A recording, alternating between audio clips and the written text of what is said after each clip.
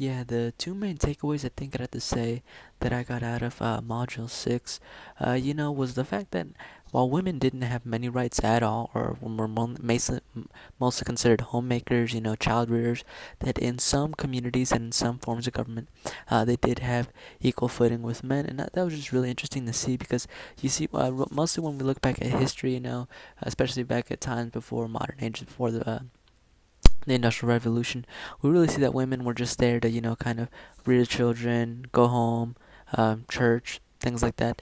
But to see that women were actually given positions of political power in some of these, steads, or in some of these, local forms of government is really interesting. Another thing that I saw that was really interesting was the fact that these utopian communities started popping up.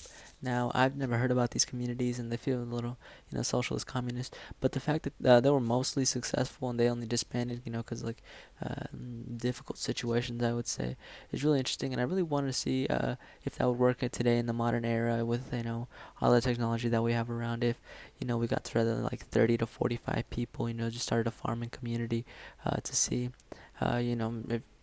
if neighbor will help neighbor and things like that, if all that would add up to a community, sort of like a utopia.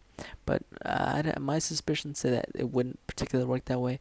The only reason that I can really see that those situations turned out the way they did is because there wasn't really much to do around there, especially when farming in tough areas like that made it really hard to do anything but farm, wake up, and just I guess go to church on Sundays sometimes, I guess.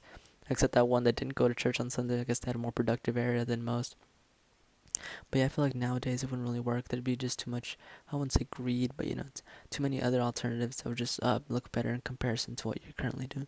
So to see that in history we had this sort of small utopia for little communities is a very interesting thing that, I didn't know about and was glad to learn about.